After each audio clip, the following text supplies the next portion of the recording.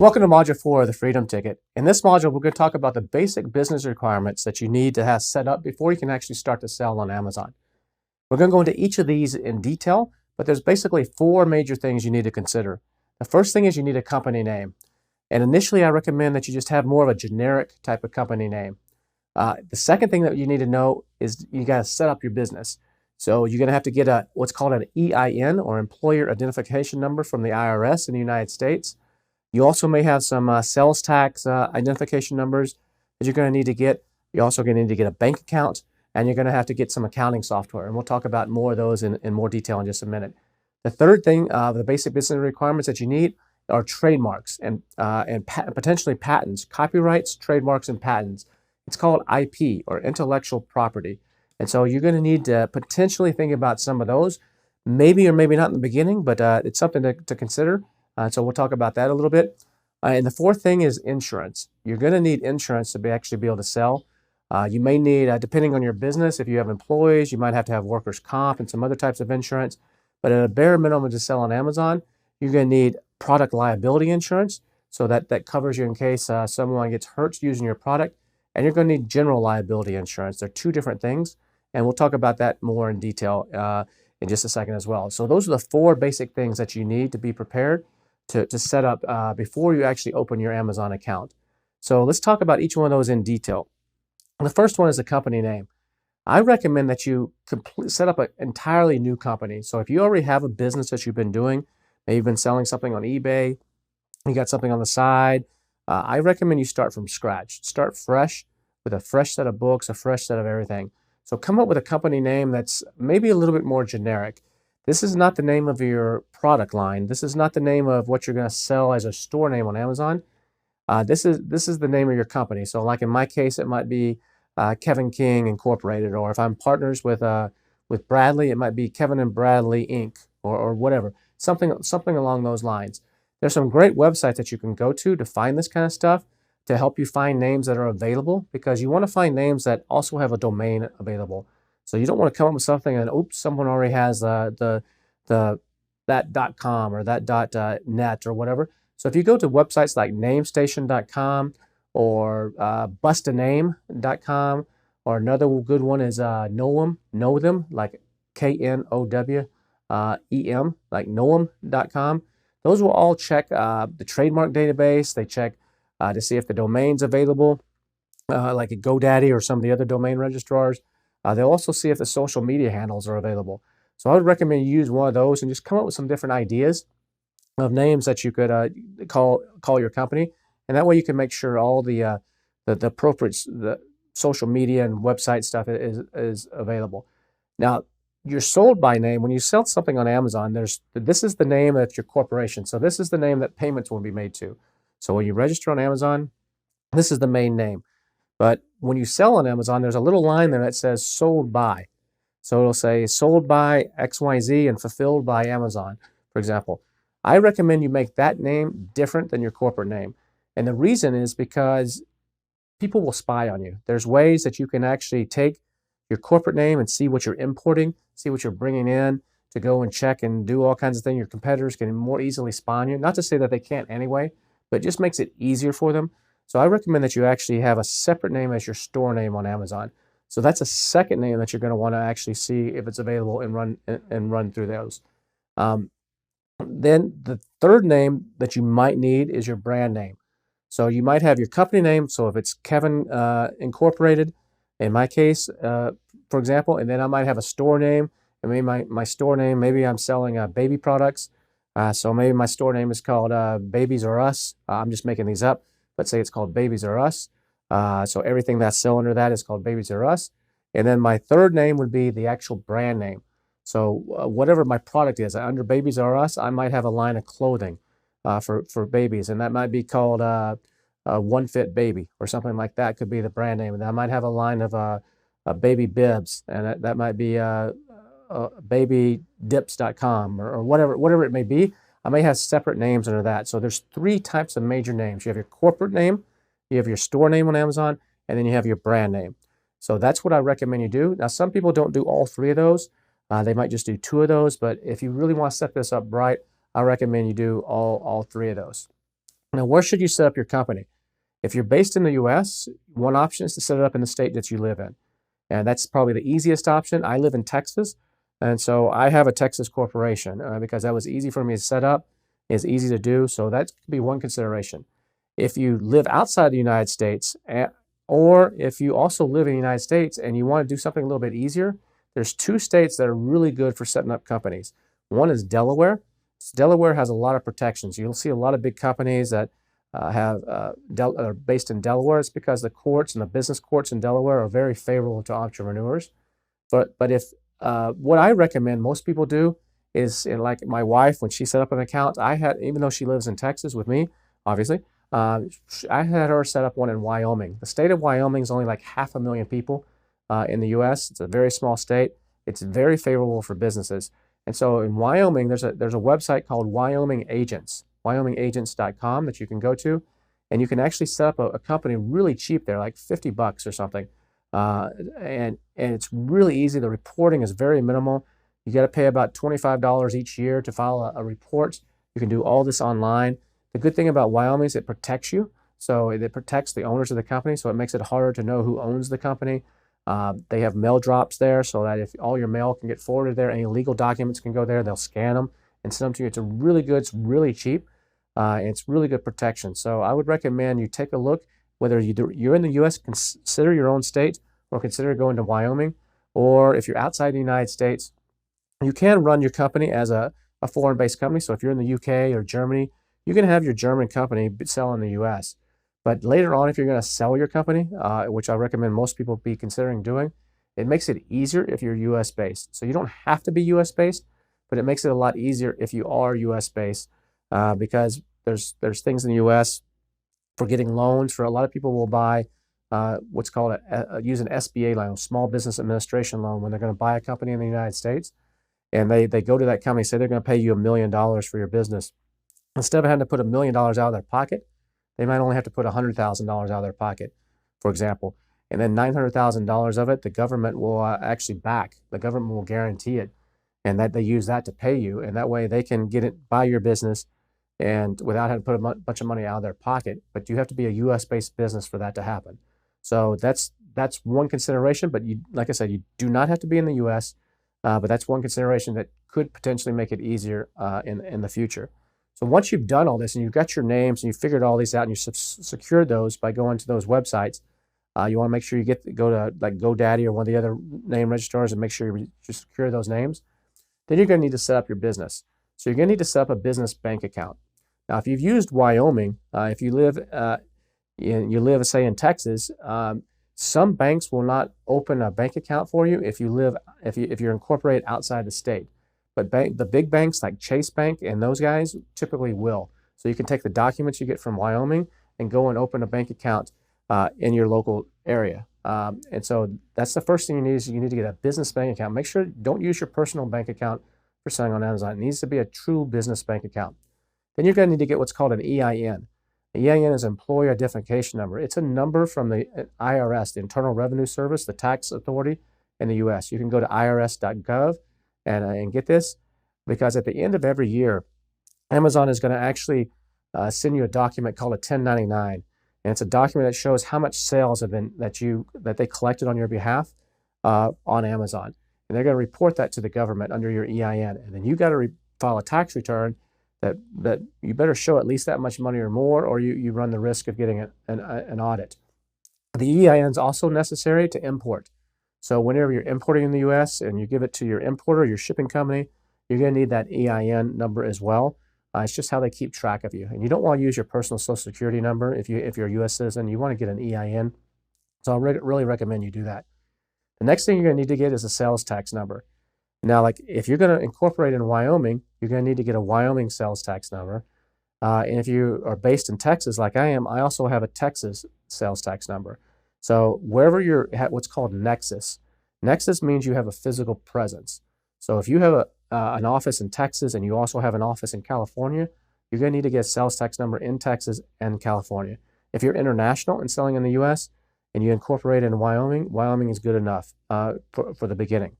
Now, the deal with sales tax is it's very, very complicated right now. In the past, there was a law in the United States that said that if you don't have Nexus, you don't have to collect sales tax. So if I didn't have a physical presence in the state, so if I'm in Texas and I sell something to somebody in New York, and I don't have an office or a warehouse or anything in New York, I didn't have to collect sales tax and pay it to New York. Only if they lived in Texas did I have to pay tax. Well, just recently, the Supreme Court of the United States overturned that old law. And now Nexus basically means anywhere that you have a presence. So, but when you sell on Amazon, you don't have control over what warehouses. They have like 120, 130 different warehouses all over the United States. And so when I ship my products, they may tell me ship your products only to Dallas and to Ontario, California. But then they take those products and they split them out all over the United States, all these different warehouses that are close to the customers. And so these warehouses that are close to the customers, I don't know where they do it. There's a way to figure that out, but I don't really know where they do it. So, but I'm responsible for that tax. And so what's happening right now is there's software that will do this, like TaxJar and Avalara, and some of these guys will actually handle this for you for about $30 to $50 per month and tie into the Amazon system and do all this. But what's happening is a lot of these states are passing what's called marketplace laws. And so depending on when you're watching this is going to make a difference, but there's a handout in this section that will show you state by state what the laws are. So in the past, some people have gone to every single state. There's 45 states in the United States that actually collect sales tax. 5 of them don't. They've gone and registered in each of those states. That's a pain in the ass and a lot of extra work, and you got to pay a lot of extra money. It's a really big burdensome. So what a lot of these states have done is they've passed laws that say you have to meet a certain threshold. So if you, it varies by state by state. So some states it's $100,000 and 200 sales. Another state it's $500,000 and X amount of sales. So only if you meet those thresholds do you have to register and pay tax. So if you take a look at the handout that's included in this section, that will break it down, the latest information on a state by state basis. And you can decide if you want to go register in those states or not. What I recommend for most people in the beginning is register in the state that you live in and the state you're incorporated in, and don't worry about it too much. Now, this is not legal advice. This is just what I do, is not worry about it too much until you reach those levels. This is something you can do later once you start reaching those levels. But another thing that's happening is what's called marketplace laws. So depending on when you're watching this, it may be across the entire country because this is moving really fast, or it may be in half the states. And the states have realized that, hey, this is really a pain in the butt for Kevin to try to collect in 45 states and to go after all these people. Amazon is making the sale, so why don't we just make Amazon take the tax? And so Amazon is being forced to collect the tax in these states. And that makes it a lot easier for us and a lot more fair. So depending on where we're at right now, but check the handout and that'll show you exactly where we're at. Now, if you do have to collect the tax, Amazon will collect it for you. They will pay it to you when they give you your payments every couple weeks. They do take a small fee for collecting it. But if it's a marketplace, they're just going to take the money and you don't have to worry about it. If it's a marketplace law, if you look in the handout and it says marketplace, that means they'll collect it and they'll pay it. You don't have to worry about it. So don't get too stressed about it in the beginning. Just make sure you're covered in the state that you live in and the states that you're registered in at a bare minimum. Then also you're going to need some accounting software. Now there's a lot of good tools, like the Profit tool in Helium 10 is a great tool to get you some basic numbers. It's a great tool that I use almost on an everyday basis to take a look at and like, okay, here's where I'm at. But it's not a true accounting tool. You need true accounting tools as well. And true accounting tools in this business, there's 3 or 4 of them, but the 2 that I recommend are Xero with an X, Xero, Xero, or QuickBooks. Those are professional CPA level accounting tools. So you're either going to need that, or you're going to need to, if you have a bookkeeper or someone, they probably have access to either of those. There's a piece of software out of Australia called A2X, the letter A, the number 2, and then an X, accounting, that connects all your Amazon data. So it'll automatically download all your Amazon data into QuickBooks or into Xero for you. It makes your life a lot easier. It kind of automates the process. So those are some of the tools that you might want to take a look at as well. Or if you have a bookkeeper, they probably already have these tools. Now, these are ones that you may not need these on day one. You don't need to rush out and like today sign up for these, but this is stuff you got to be thinking after you start selling and start making some progress. You're going to need to put these things in place. In the beginning, from Helium 10 is actually, will get you by in the beginning, but you're going to need to advance beyond that in the future. So the third thing that you need to be aware of when you're setting up your new business are trademarks, patents, and copyrights, or some people call this intellectual property or IP. So if you might want to consider actually trademarking your name. If you have a new invention, you might want to consider getting a patent on it to keep people from copying it. And if you're shooting a lot of original images or you have original packaging design of your box, you might want to get copyrights on that. Now, this is not absolutely necessary in the beginning, but the one thing that I highly, highly recommend you do in the beginning is do get a trademark. As soon as you know what you're going to sell, I recommend you immediately go and get a trademark, because in the United States, a trademark can take about 9 months to actually get. And by having a trademark, Amazon gives you a lot of extra advantages. They like to have brands on Amazon, and they don't really consider you a brand until you have a trademark. This doesn't apply once you've applied for the trademark. It doesn't work while you're waiting. You have to actually have the little gold seal and the final number from the Patent and Trademark Office. But once you have that and you register that under what's called the Brand Registry Program on Amazon, it opens up a lot of extra things to you. You get to add extra pictures to your listing. You get to add videos to your listing. You get a lot of extra reports called brand analytics. You get to advertise in a different way with little headline banner ads. You get so many extra benefits that you want to make sure you have that trademark. And so while you're getting going, you're wasting a lot of valuable time by not doing that. So as soon as you got your name, now you may not know what you're going to sell. People always ask me, Kevin, I don't know what I'm going to sell. So how do I get a trademark if I don't know if I'm going to sell baby stuff or I'm going to sell automotive parts or I'm going to sell pets? Because when you get a trademark, you have to tell the trademark office exactly what you're going to trademark. And you can't just say, I want a trademark under this name. It's going to cover me for everything.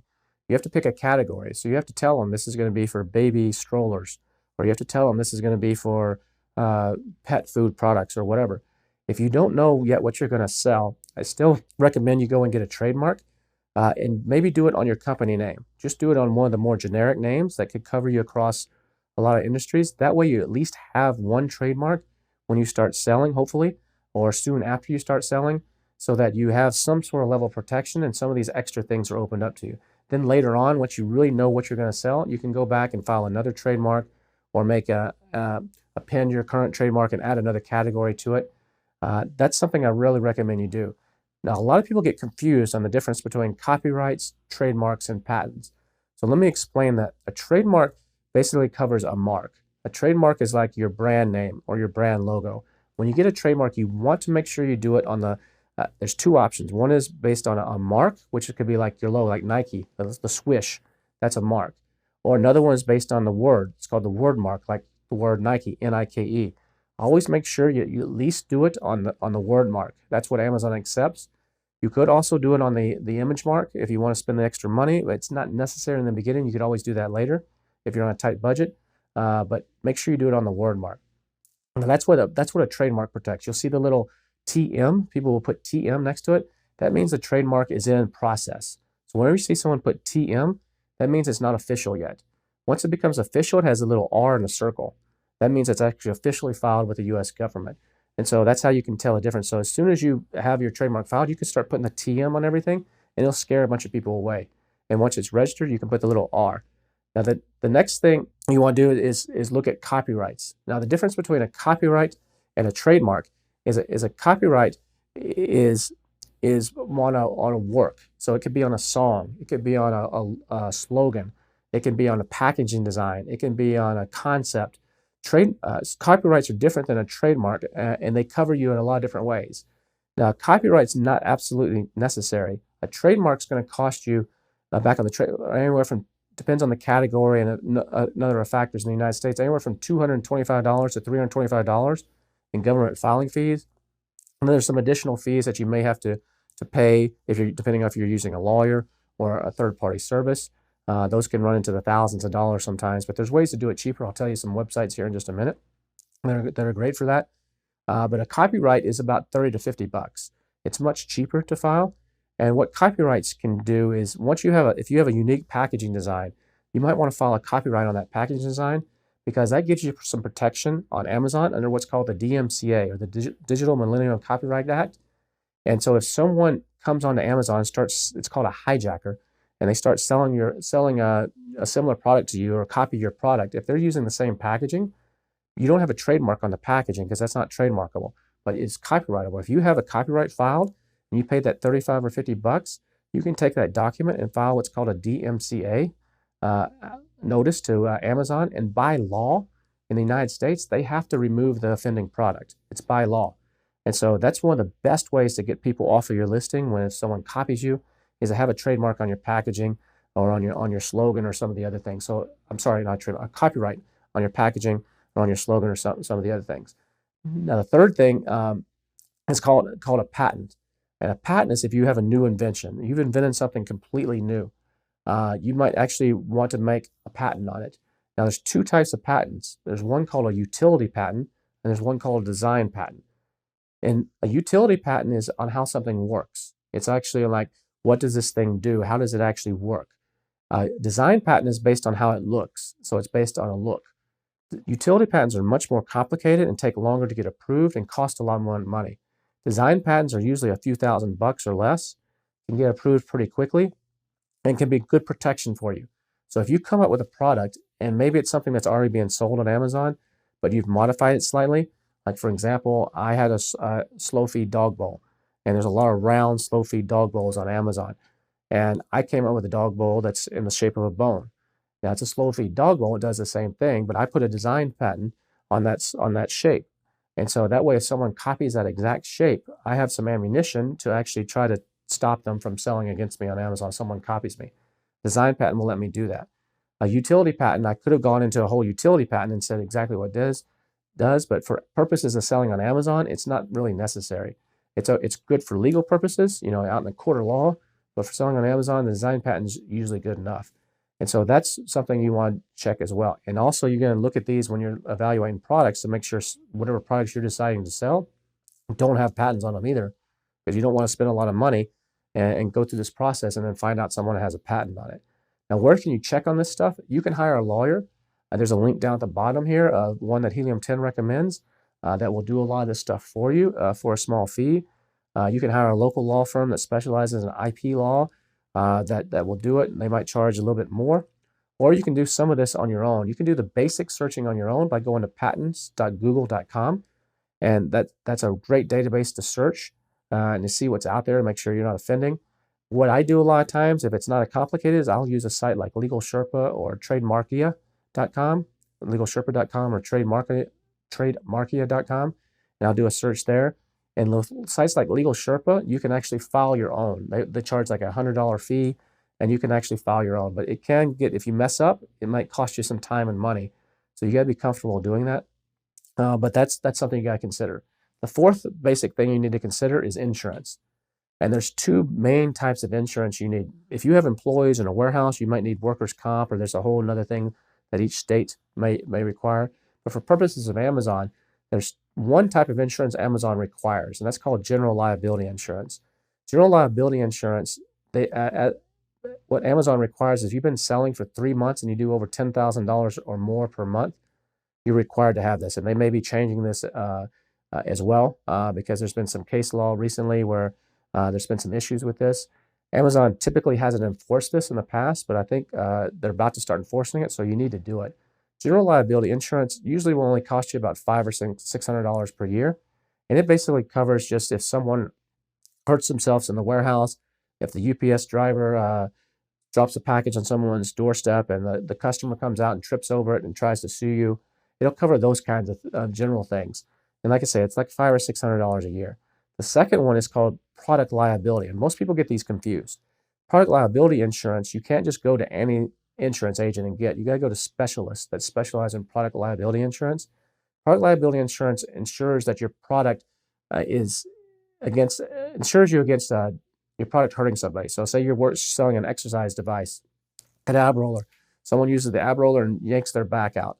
And they're like, oh, we're going to sue this company that made this ab roller because they made it faulty. That would be liability insurance. So you want to get liability insurance to cover you for that. That can get really expensive. Mine is about $6,000 a year, and the more you sell, the more that's going to go up. So that's another type of insurance you might want to consider. Some people skip that in the first; they just get the general liability. But just understand, if you skip it, you're rolling the dice that something could happen. Some people can sleep at night with that. Other people want to be completely covered.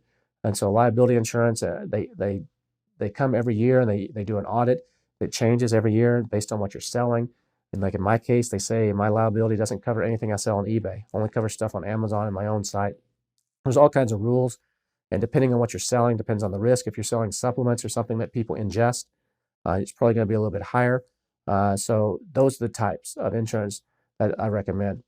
If you look down in the notes section here, in the links section of this module, there's a couple companies that we recommend you check out that can help you with this, of getting this insurance. So those are a few places that you might want to contact and see what they can do for you, at least on general liability. And then at some point, you're going to want to definitely consider getting the basic liability insurance. So again, it just depends on how comfortable you are with each of these things. So those are the 4 basic things that you need to know for setting up your business on Amazon. Now, the other thing about what's great about Amazon is you can sell from anywhere in the world. You don't have to have a U.S. bank account in order to sell in the United States.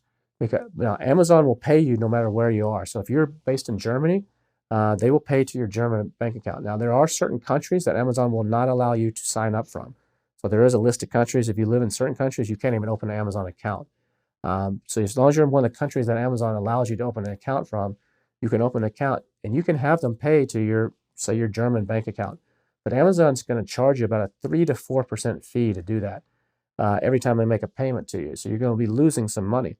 So what a lot of people do is they like to set up a U.S. bank account.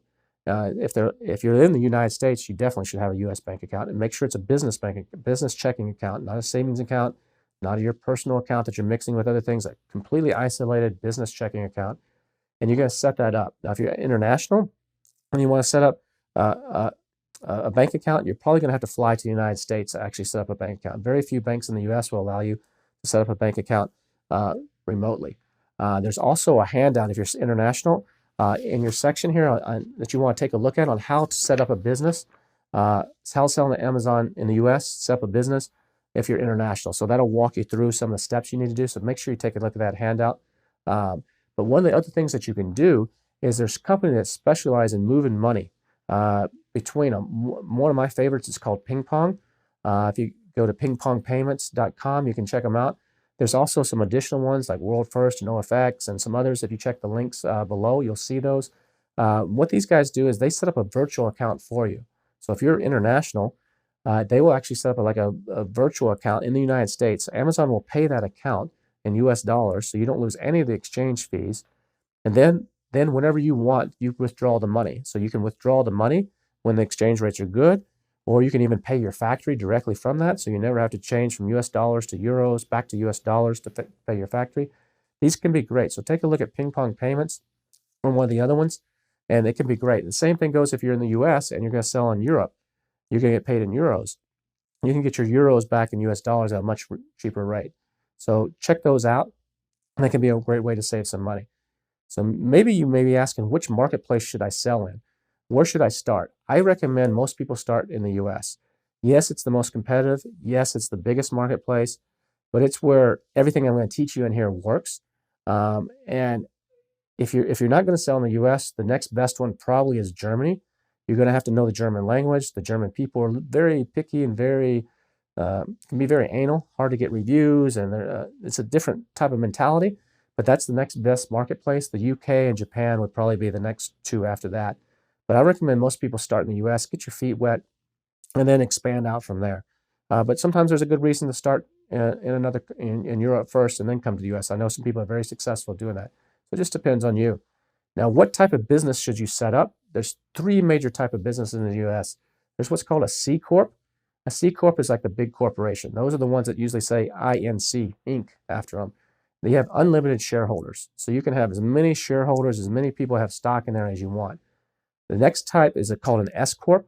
An S Corp is limited. Usually they have only about 25 shareholders, and all the profits pass through. That means that any profits that are made in the company get passed through the personal tax returns of the shareholders.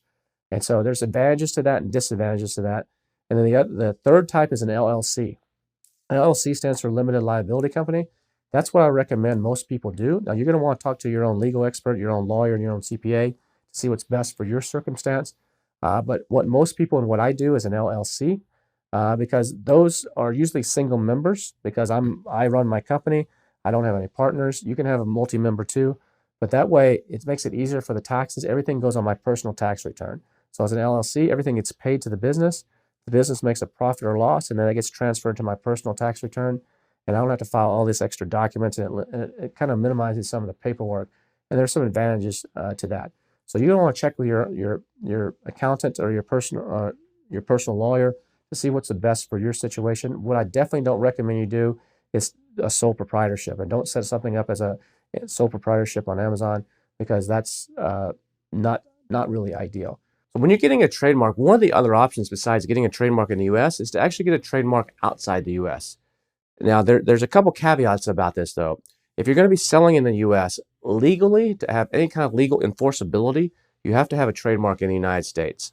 Otherwise, you don't have in a court of law or in a legal matter, you really don't have a case. But for Amazon's purposes, Amazon is a little bit different. You can actually use a trademark from another country to get brand registry in the United States. So you could actually go apply for a trademark in, say, Europe or Mexico or somewhere else, any of the other marketplaces that Amazon sells in, and you get a trademark there. You can use that trademark to get the brand registry option opened up to you in the United States.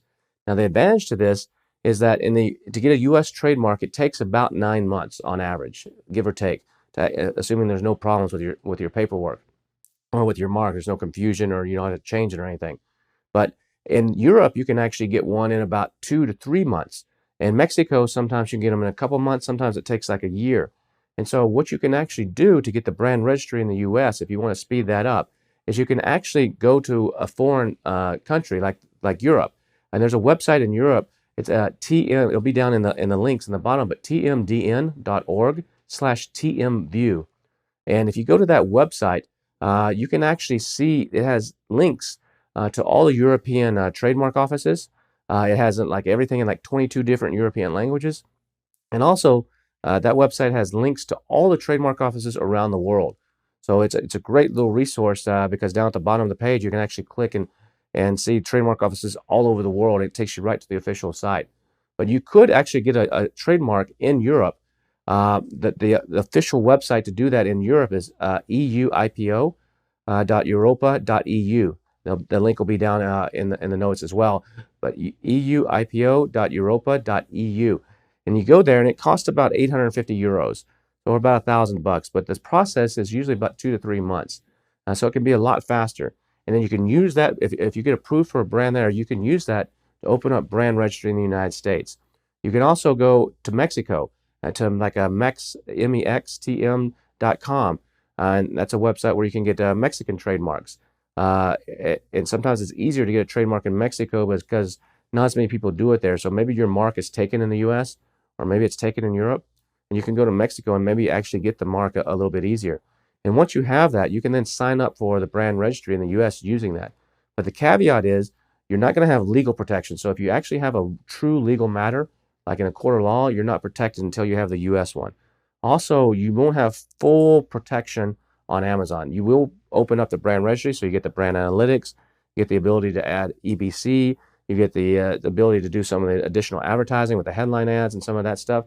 But if you have a complaint, if you need to file a complaint against someone who's copying your mark, and like maybe you have a hijacker that's on your listing, or someone that's jumped on your listing and you're trying to get them off, Amazon won't always enforce that, because the mark you have to have the trademark within the country that you're selling in. So it's kind of like a half breed. It's like you might want to consider getting one in one of these other countries, just so that you get those additional benefits from Amazon of the reporting and the advertising capabilities. But just understand it's not full protection. You're still going to need to go and get an actual mark in the United States if you're selling in the United States. So that's just one little shortcut there. Another thing you might consider, you don't have to do this in the beginning, but you really might consider this if you're manufacturing in China. You might actually might want to get a Chinese trademark. They're not super expensive. You got to be careful. There's a lot of websites out there that are not so trustworthy, or will charge you a lot of money. If you look in the links, we'll have a link to someone that can probably help you out with that. But the Chinese trademarks the trademarks work a little bit different in China. In the United States, it's a first to use country. So that means that whoever uses the mark first has kind of priority rights. In China, it's whoever files first. So what happens sometimes is some of the factories, once you're really successful, they will play kind of nasty games, or maybe a competitor will play a nasty game, and they'll go and register a trademark in China and try to screw with you a little bit and try to cause some problems with your shipments, or try to cause some issues. So at some point, you might want to consider, actually, once you know you're solid on your product name, and you're solid on your product, and you're sure you're going to go forward with it. You don't need to do this in the beginning, but consider actually getting a trademark in China, and you should do it in both English and in Chinese, in both. And that way, it's not super expensive, but it gets you just a little bit extra layer of protection if you're manufacturing in China, and it allows you to enforce. One of the problems I have sometimes is my images are really good for my lifestyle images and stuff, so my factory will copy them and use them on like Alibaba, or maybe a competitor will use them on Alibaba or one of the Chinese websites. And by having that trademark in China, you can knock them off, and it can enforce your rights a lot easier. So those are just a few things to consider. Now, if you don't want to do this process yourself, like some of the links and other things that I've told you, look down the links, and we have a couple of links to some law firms that can help you with this. They are a little bit more expensive, but they can help you with that. So, doing a trademark by yourself can be expensive, and you could have some mistakes. Like for my case, the first time I did it, I used like LegalSherpa.com. It was inexpensive, and my mark went through the first time. But once it got to the trademark office, one of the attorneys over there in Washington, D.C., took a look at it and said, "Hey, Kevin, this is a little bit too close to some other ones." It was like 3 months in. I'd already put this mark on my products. It's already being made. I had to call the manufacturer and say, "Hey, stop the presses, stop everything. We got to change it." And I had to change the mark. So that's a risk you take. But if you want to go a little bit safer route and have an attorney do it, you can go to sellertrademarks.com. That's who Helium 10 and I recommend that you take a look at and use. It's where you have an actual attorney involved. And it's a cheaper route than if you just go out and hire an IP attorney directly. And she can do both U.S. trademarks and European trademarks, and perhaps some other foreign countries too. So you can check with her. But that's a great place to go if you want to just make sure all your T's are crossed and all your I's are dotted. It does cost a little bit more money because there's an attorney involved, but it is probably a little bit safer route. It's your decision though. But whatever you do, you need to get going on a trademark as soon as possible, because it is one of the key things to getting you additional benefits selling on Amazon and some additional protections when you start being successful. So hopefully this has given you some good information on how to sell and how to set up your business on Amazon. And these are just some of the fundamentals that you need to know before you can actually open your Amazon account. So we'll be talking more about that in the upcoming module. So we'll see you in the next module.